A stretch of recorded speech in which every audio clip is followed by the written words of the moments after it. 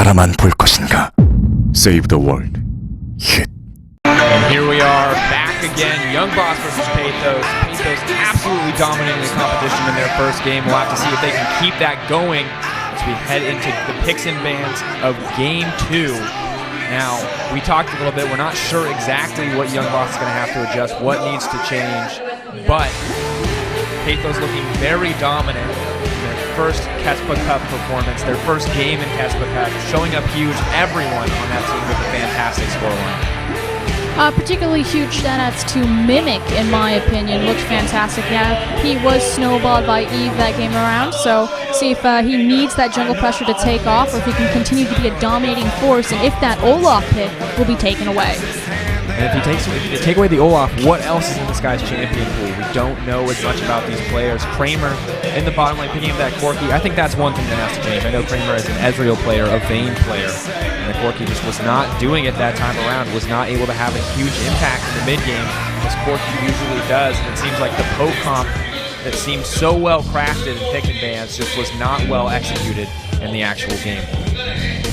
No, I completely agree, but this time around they have a second chance in draft phase. Remember, it is game set point for Pathos, and the Master Yi ban again. Not giving Young Boss a chance to run away with the game. Literally. 19, evidently, mid lane player. Twisted Fate also going to get banned out here once again, taken away. The Vladimir was incredibly effective in SNR Champion, we see a lot, but it seems that the story of these two teams is going to be the mid lane ban focus. Wondering if we're going to see any attention paid toward the top lane, though. Again, back-to-back target bans, and when you have teams from the challenger circuit, this tends to be the MO, is find a player, limit their champion pool, profit. Just talk about NL or Kramer playing that Vayne. It does look like it's going to get taken away. I love Kramer's Vayne. He builds weird things, builds a Wit's End. Kindred also taken off the table, so a lot of that percentage health damage taken away on both sides. What is the first pick do you think going to be here? Ryze is still on the table. They didn't pick it last game. Kalista. That's a powerhouse. We've seen what that bot lane can do with the Kalista Thresh. I wonder if they'll try to take away the Thresh here on the side of Young Boss, or what they're going to pick to deal with this. Corki was clearly not the answer. There are still a lot of power picks on the table. Ryze, as we talked about, Vigar as well. No one wants to pick up Ryze. Interesting to see. Tom Kench. Quite a long list of power picks in the current meta, but maybe not comfort picks for the players. The scary thing is okay, so this is what I'm going to say. If they pick up Thresh in second rotation to deny it from Mocha so he can't pair up with Kalista again, there's always the option of Tom Kench, which also has insane synergy with Kalista. Agreed. We've seen what exactly you can do when you just throw the Tom Kench forward or pull the Tom Kench back when he's got somebody inside of his belly. A massive amount of displacement in a very easy way of lane. A very similar lane setup overall, but it looks like it's going to be the Alistar support locked in and the Elise to match up against the Gragas on Young Boss. Interesting to see what Doko does with this pick. Obviously had a great performance on Eve last game. Elise is going to offer more tools for initial ganks with the Cocoon. Obviously the change there being that she only is afforded to put 1 point in her Cocoon and not lose any of the length on the, duration of the CC. It's been a long day. Where's the Novocaine? Now Payne's coming back. Of course, these guys, though, have been making these games pretty quick. We'll have to see if Young Boss can turn this one on his head, although I'm not sure. Obviously, their pick is up. They've got 2 champions to lock in. I'm wondering who they're going to save this last pick priority for. Maybe best to give it over to Hippo after he was absolutely dominant in the top lane matchup, but it looks like they're going to save it for the mid lane. Gnar and Sivir, the next 2 lock-ins. This is a very reminiscent of earlier patches, but one that we've seen be very effective. This is the all-engage wombo combo. Now, the thing that Papa Smithy likes to point out is that Gnar and Gragas have pretty much anti-synergy. If you think about it, Gragas wants to separate everyone with his displacement on the ultimate cast, whereas Gnar wants everyone grouped up so he can find the CC lock wombo combo into a wall. So, see if they're able to communicate that effectively, or if it's every man for himself. And speaking of every man for himself, Mimic's on Olaf. Mimic trying to see if Hippo has anything to deal with this, and I'm just wondering what Hippo can bust out here. Mimic was such a proficient Olaf player. I don't think it's going to be Gangplank. In the mid lane, of course, Victor getting picked up, though. Very much safer mid laner overall. Oh, Nar's already locked in. So it's the Nar versus Olaf matchup, and I'm thinking that Mimic is just so comfortable on this Olaf that he sees no reason to change it up, although Nar's range may let him trade comfortably, at least pre-level 6. I mean, it's not a big deal for Olaf. If he really wants to, he can use the brush for cover in terms of dropping aggro and vision, and then just continuously throw around his cooldown on Q. Tag with the axes, poke and run down. It's an easier lane for Nar, you are correct there. But here we go, finally. Veigar, of course, an excellent champion for sieging, excellent scaling into the late game, but on 521, those base damages were nerfed, so while he will still gain an immense amount of AP from the passive on his Q, that Baleful Strike, he will not have insane damage on that Dark Matter anymore. Still very strong, but a little bit toned down. May help the Victor matchup overall. Victor and Veigar, very similar champions in what they do. Yeah, and they also have great siege potential. If you think about, again, approaching a tower, setting down the baby cage, setting down the gravitational field, and zoning people off. Now, the thing that's really interesting specifically for Victor into Veigar is Victor has one of the most creative itemizations of any mid laner right now. And just in terms of how he can build and where he's going to flex his raw allies or not, which impacts Veigar for how his passive does damage, because Victor doesn't need to stack straight 8. Now, the real question for me is, how is this early game going to go? Because while we can speculate at the late game, it's been all about the early game. It may continue to be all about the early game, and we'll get into that early game in just a moment. Game 2, Young Boss, Pathos, don't go anywhere.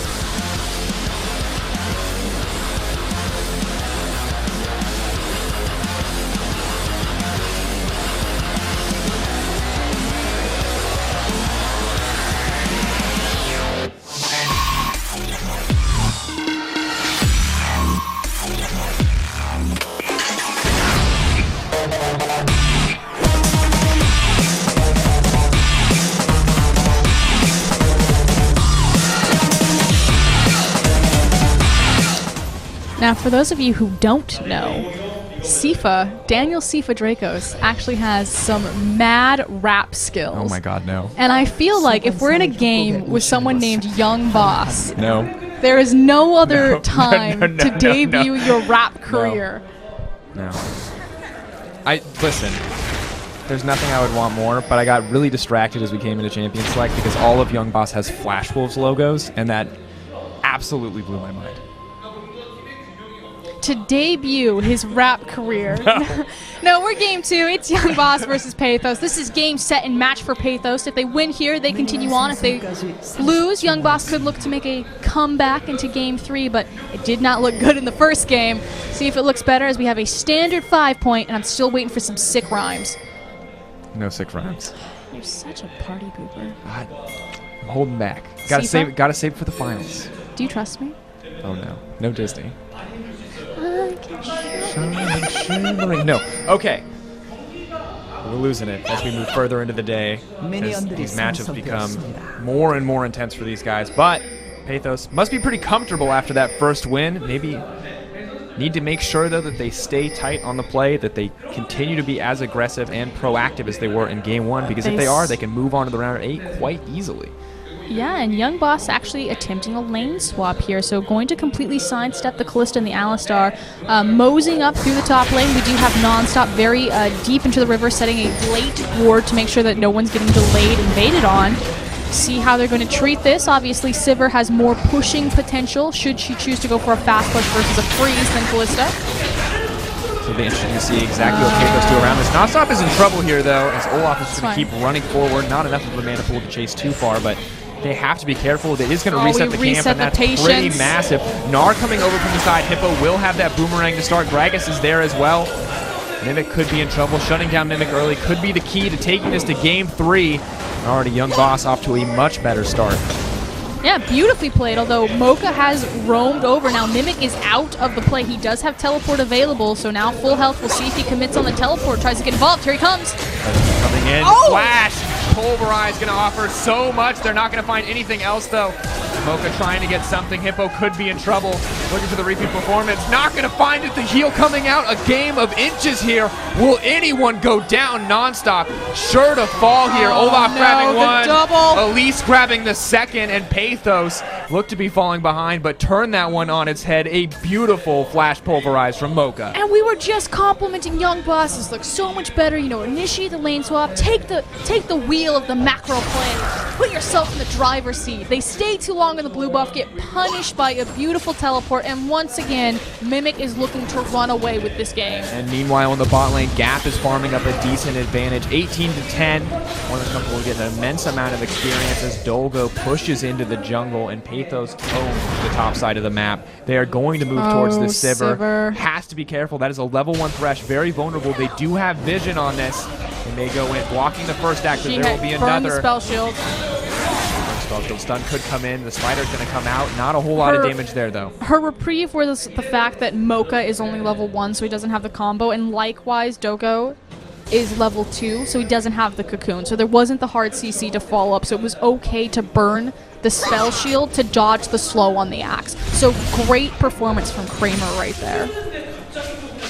Good patience from Kramer. He's been pressured out a lot in the LMS. No surprise to see it repeated here in the KeSPA Cup. Naver, KeSPA Cup. Of course, yeah, huge shout-outs to Naver, guys. If you... what are our other sponsors, Sifa?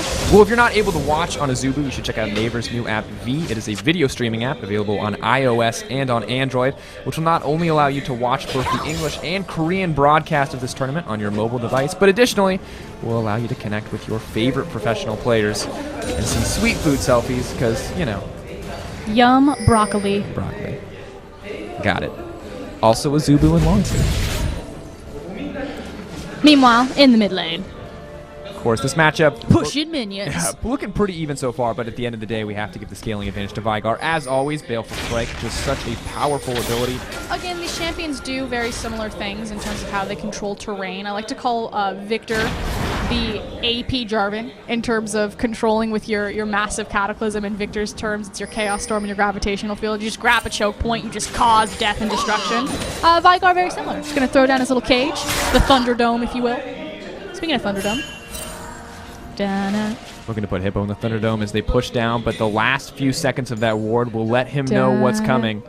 Dolgo and Mocha not going to push too far. Don't have vision of the Gnar at this stage. Are just going to back off here. So a well-placed ward from Hippo will keep him alive. Playing a lot more cautiously after being dominated in the previous game by Mimic. And Mimic still with a decent CS advantage here on the top side of the map. You know, we've committed so hard to his name being Hippo, but it technically doesn't have 2 P's. It could be Hypo. Hippo. I'm just saying. It's Hippo. We committed. He's super cute. It's perfect. Yeah, he's only got 19 CS, 2 Mimics, 30 right now, though. Likewise, level 4 to level 5, so there will be the discrepancy between when Olaf's going to get his ultimate and run head first at him. And additionally, Olaf does have the Ghost, whereas Gnar will not have the flash for at least another minute and a half. He's got his hippity hop. That's what hippos do, right? Could be in trouble. We've seen a repeat of a gank we saw earlier today already. Manchi very much in trouble. Is going to be able to make it out here. One more Baleful Strike will not come out and is going to survive the Thunderdome being traded for the Gravity Field, and everything works out in his favor. What a cool interaction, right? I'm not even going to call it an interaction, but a counterplay. So the baby cage goes down the event horizon there from 19, and he immediately drops the gravitational field, which pretty much fits perfectly inside the event horizon. So it's like, I dare you. As long as he doesn't hit the stun and eat the W, he was totally fine. So great thinking there. I was really impressed with that. I'm not going out, but you are sure as hell not coming in. I was just going to say that. Finds his way to safety. You're stuck in here with me. Meanwhile, in the bottom lane, a decent farm advantage. Going over to Gap on that Kalista. We've seen exactly how proficient he can be, but a 10 CS lead developing this early. It's a worrying sign. A worrying trend. Yeah, I was trying to avoid it. I was so trying. That was actually like a reflex. That was bad. Yeah. Talk about color or something. Early itemization coming out. So Kramer obviously getting ganked early, was forced into an early recall, wasn't able to stick it out for his BF sword, has come back with a pickaxe. So we'll see where Gap chooses to itemize, if he's going to go for the cutlass, which is fairly common on Kalista, if possibly goes for the lifesteal, possibly a bloodthirster rush. It's the cutlass, by the way. Spoiler alert. Kylos wants to have a little bit more auto attack speed to be able to match Sivir's early wave pressure. Kramer previously was able to go back and buy those 5-4 pieces, had to wait to get that scaling up as we see another Venn diagram, an exchange of CC control zones in the mid lane, and Elise now heading up to clear the jungle as well. So overall, a much more passive game. In game 1, the first 2 kills in the jungle, the only ones we've seen so far. It'll be interesting to see how these teams adapt without these incredibly quick victories in the early laning phase. I feel like Hippo has really learned his lesson. So yeah, it's a much less bloody game, but this is still kind of indicative of what Pathos have shown us in game 1. So you have Doko making really aggressive, deep warding plays, looking to focus and bounce between mid and top lane. But Hippo is refusing to overcommit as he did in the first game. So good adaptation from Hippo to reel in his feeding. Wow. I mean, in your defense, obviously, Hippo had a very poor performance in the previous game. He overextended continuously. He's got much better vision this time around. Again, being much more responsible in how he postures in his lane and where he sits. And once again, this is the big difference, is these teams don't have too much information about each other, so Hippo may be a little bit more confident, stepped into lane against Mimic, realized that he was not the stronger laner, and now in game 2 has gained a lot more respect, is playing a lot more safely, and at least adapting to a certain degree at this point in the game. Previously, Pathos had a massive lead. They still have a decent-sized one just from CS in those early 2 kills, but not nearly as large, and we'll have to see if they can continue to snowball it as they did in the previous match. CS discrepancies pretty much across the board in every lane but that mid one. Victor down about 10 CS, although he's got a wave pushing into him. But big thing is actually the 80 carries. 85 to 76. More importantly, the fact that Kramer has itemized into the Avarice Blade with the pickaxe. So again, his recalls got a little bit funky. It's not awful on Sivir. It's actually fairly standard simply because she's so good at farming that she's going to get a lot of the Avarice Blade. But if Pathos want to, they can try to pressure for dragon control or a skirmish on the bottom side of the map and take advantage of their itemization. Now, in the past, Pathos has taken advantage of major map mispositions, but we haven't really seen them take advantage of power spikes. At least not in a major way. We'll have to see if they do so this time around. Of course, a difference in itemization of the junglers, much more aggressive from Zoko, going along with Identity, whereas Beggar, who's currently waiting in the wings, went for that early Sightstone, trying to provide some vision, trying to mitigate the early pressure that Doko was able to put out in game 1. Whereas you have the burst potential from the Runeglaive Elise sneaking into the back of this lane here. Here we go. Finding the flash pulverized, knocking back nonstop this Thresh, not looking like he has any way out of this fight. Olaf coming in as well. Mimic going to secure that kill. The TP gonna get canceled. 19 realizing he wanted no part of that. Will get some AP here in exchange, but a dominating fight from Pathos. And this is what we were talking about, the fact that you had the item mismatch between Kalista and Sivir currently just because Kramer's backs got messed up. What does that transition into? A skirmish in the bot lane, because that's where your item disadvantage is. You then translate that into a free objective on the dragon. So a great 1-2 punch. And Pathos, it's not super high level, but you know, showing that they understand their item breakpoints and how to capitalize on it. Effective use of those items, taking up the dragon as well, and now looking to find something onto Beggar. To headbutt pulverize onto the creep. The chain stun isn't going to be enough. Throws him back in with the Fate's Call. The lantern tossed at the body, not going to be enough. Will secure his friend's soul, but nothing else. Like a ping pong ball, he was just bounced around there. Great chain CC, and again, because they now have the jungler, there's no support here for this mid lane turret, so another free objective. Desperately trying to recoup in the top lane. We've seen him do this exact same thing in game 1 where his team has to sacrifice so much, but he does recoup a little bit. This beautiful play right here, as you said, the chain CC. Fate's Call bringing it back, throwing him back in, securing this the just so yo-yo. he can get off the rend. Beautiful performance. And Mimic was waiting off to the side too. Pathos, when they commit to a gank, they really commit. The communication was beautiful in that. Of course, Gap now 1-0-1. Will be able to back off, most likely able to finish that Blade of the Rune King on the next back. A pretty major power spike. Meanwhile, Olaf sticking with this early Kindle Gem, getting a lot of early cooldown reduction as well as health just to trade a little bit more effectively. And overall, starting to look exactly like game 1. Pathos snowballing once again to only 12 minutes in, and we have a 3K gold lead. Look at their vision control, though nonstop finds Elise, or does Elise find nonstop? could be in trouble. Beggar going to move into support there. Thresh has to be happy to get his teammates, or he may have gone down there in the solo exchange. They will be able to find this tower, which will make up for a decent amount of the gold. However, still maintaining at 3K in the favor as Mimic takes another tower down in the top. Something I wanted to point out was just the absurd amount of vision priority from Pathos. Look at the wards lighting up the entire offensive side of the jungle. They have complete control here. Now, the issue is that you have so many wards placed. That's a lot of gold that's been expended. What do they do with this gold that they put out? Mimic is going to walk in circles around the jungle. Appears to be the current plan, just waiting for an opportunity. I think he's going to dive. But that's not a good idea. We've seen this before. They like these over-aggressive dives. They're happy to take these risks, even if they're not always the best choice. Thresh is waiting. They're bringing everyone in. Baby K is going to keep Mimic contained as Dogo could be in trouble. Going to drop down onto Beggar, but will get locked up and knocked out by Kramer. Nar coming in on the back, trying to use that on the hunt to get something. Boomerang going to slow out Mangji. Going to use the flash, an excellent flash to get himself out safely via the explosive cast. Saving the Ragnarok for good timing as Nonstop is finally able to land that hook, but it's just not enough. Good counterplay from Young Boss right there to find something. That said, they effectively trade their jungler's life for the objective on the bottom. So Pathos continuing to play an objective-oriented game despite their really aggressive plays.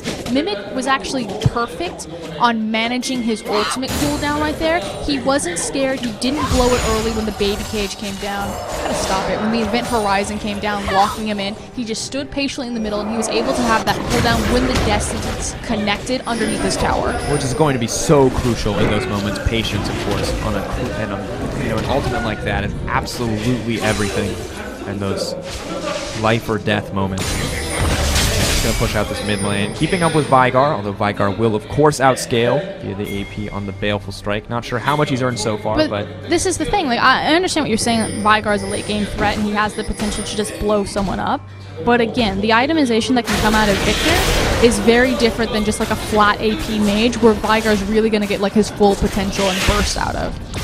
So I feel like it's still a decent damage output, but it could be worse.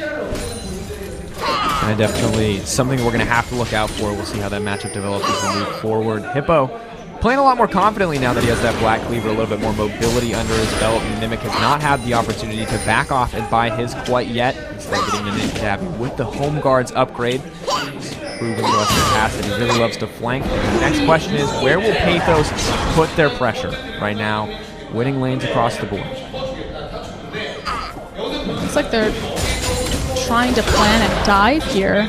Nonstop is shadowing underneath, getting some deep visions. Not going to commit with it simply because Beggar isn't in position yet. He's slowly moving over. Turning on vision as he moves in. Nonstop may have to back off this one. May have spotted out Joker in here. They don't have enough control because they don't see Alistar or Callista. Callista, in the meantime, of course, going to be split pushing. Sivir will be easily able to clear out those waves, but has to be careful because an Alistar-Callista combo could dive her under the turret at a moment's notice. Sivir simply, one spell shield is not enough to stop a Fate's Call and a Pulverize. And Pathos have all of the information to make these aggressive plays should they want to. Again, look at the vision. That entire jungle is lit up. And this is something that it seems like they're adapting to how to snowball, and they know that this is what they want to do. They're liking these picks. Gonna have to use the ultimate here. Excellent timing. Reaction to the cast animation from the Gnar ultimate running. The axe is going to fall just short, but a flash exchanged for a ghost and an ultimate for an ultimate. An even trade overall, though Olaf will find an advantage in the pressure, as well as a 30 CS lead. Mimic is looking very impressive this series so far against the likes of Hippo. See if that translates over should Pathos continue forward against other LCK top laners. Safe, might be in trouble here. Fate's Call still available to save him if he gets out. Yeah, not going to commit on it. It's just not worth committing on the Alistar, and now Pathos is just going to take this dragon. It was a misposture of the event horizon. But here we go, teleport coming in. Mimic determined to find something, going in with the Home Guards. Just rotate mid. You've got the positional advantage on them. Although actually they're going to get to that. I thought the wave was pushing forward. Never mind. They're going to get there just fine. Nothing really gained there outside of the dragon, but that is the second dragon, which will make it that much easier for Pathos to take down the turrets in any future fight if they ever find an advantage. Another advantage, I should say. 4-1 the scoreline overall, 28.7 to 24.0. A almost 5K gold lead at this stage of the game is nearly unheard of outside of the just previous game. It seems to be the trend. Much more controlled pace. It hasn't gotten snowballed as heavily as it has. That said, Pathos still managing to keep their gold lead, but acquiring it in very different ways, which is actually really promising coming from a Korean challenger team like this. The fact that they don't just need to win lane, win game, that it's through the careful management of fast pushing, reacting better to the lane swap, and frankly reacting better to the level 1 through adaptation. Overall, starting to show signs of growth even within this series.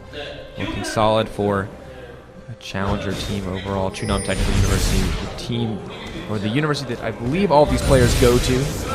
Pathos, Chunam Technical University. Has to be proud. Some excellent performances here, doing very well in the round of 12, doing well to qualify, and doing even better here on this stage. How far do they need to go to qualify for Busan, Daniel? Qualify for Busan, they need to make it to the round of 4, which means not only will they need to win out here, but they will need to win another best of 3 against one of any of the other teams who went out in these best of 3s. Potentially a team like SK Telecom, Anarchy, or KT Rolster. So definitely an uphill battle, but they have a brief respite here as Young Boss just has not been pressuring them too much. Although Young Boss looking to apply some pressure here, as again we have posturing for a tower dive, but a great shadowing response from Pathos. Elise sitting in the river waiting for something to happen. It looks like Pathos more than happy to just wait this one out, slowly pushing in lanes, looking for vision control, looking for a pick, not getting too greedy. They learned in their previous match after an over-aggressive Baron attempt. Well, Baron isn't on the map yet, so they could still go for the 20-minute Baron. You might be right. Mocha appears to be going in here, may look for a play. The team is all pushing into the jungle. Doko gonna take this one away if he can.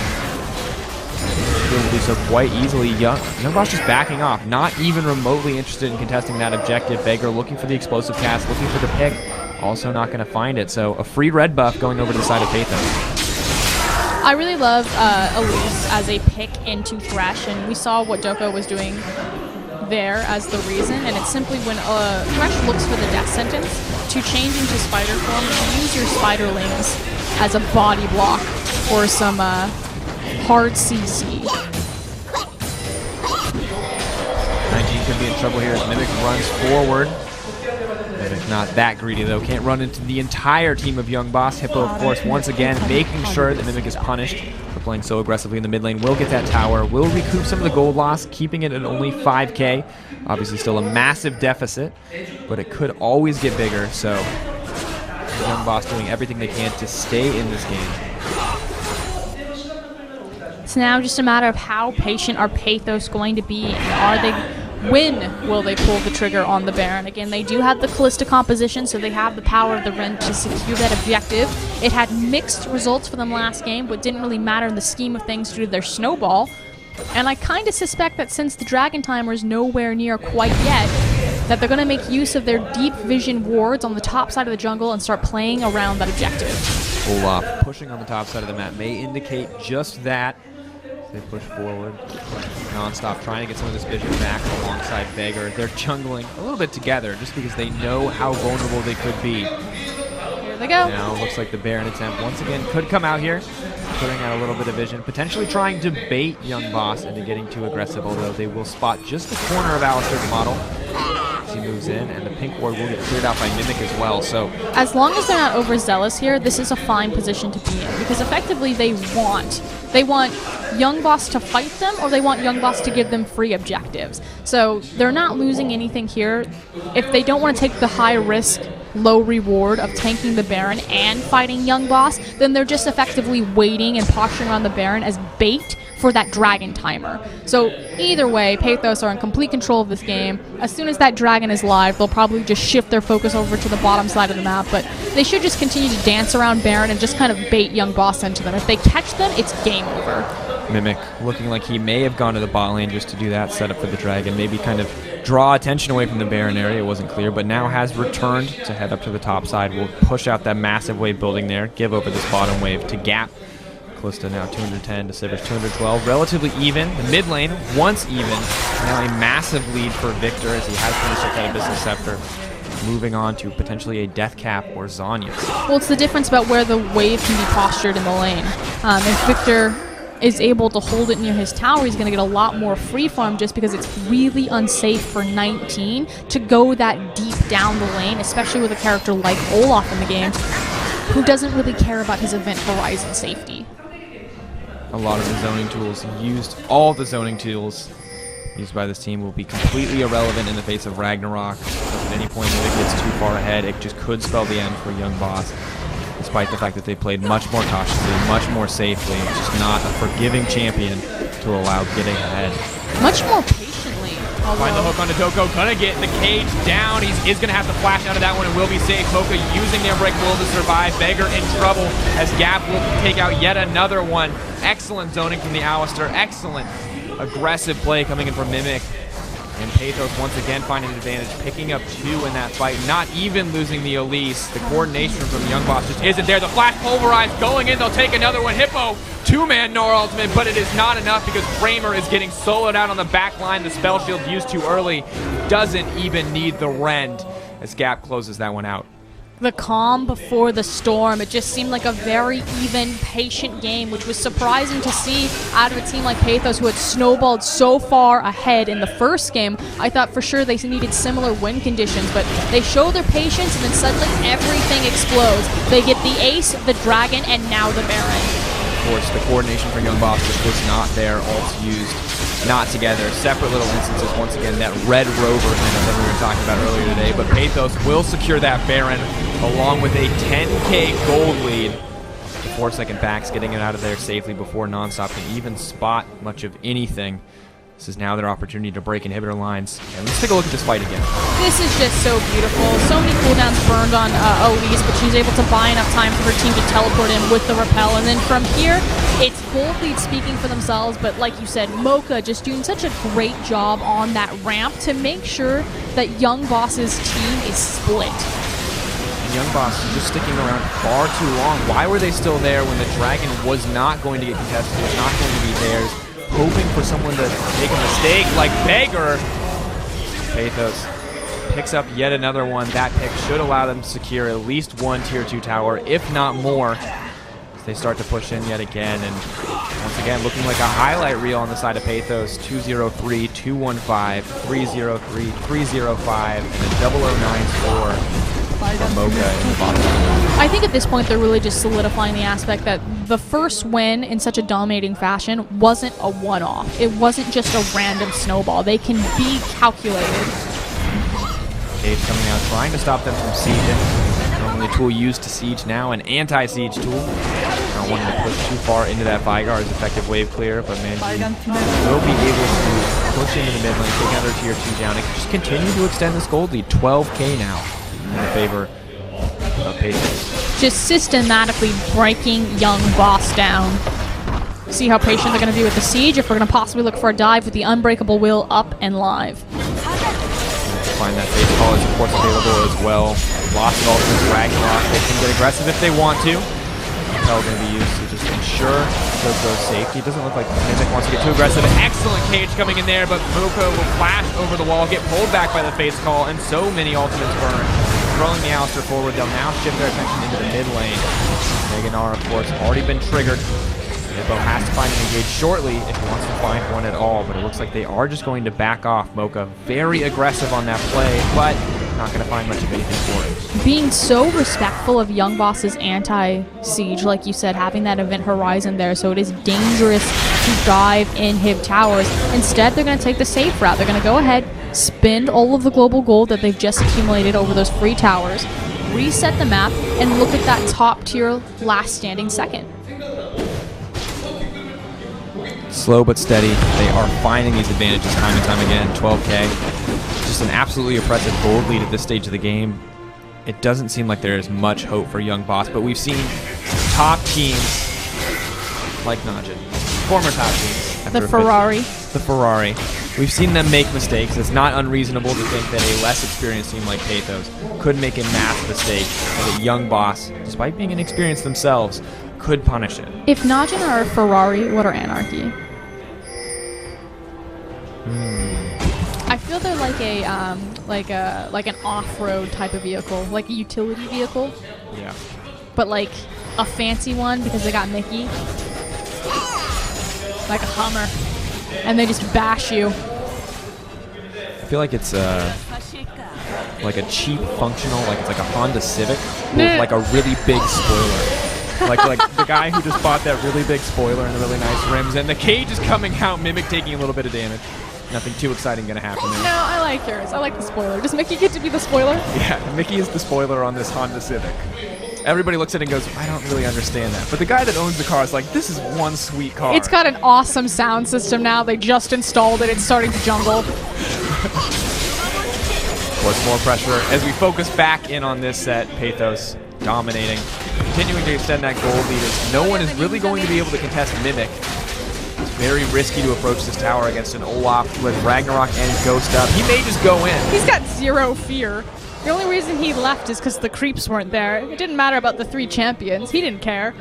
The tower is the bigger threat at this stage of the game, and that's not where you want to be, a young boss, especially almost 30 minutes in. It's not where a young boss wants to be. Young subordinate at this stage of the game, I would say. I'm laying down so many sick intros for you, and you're just ignoring me. It's not happening.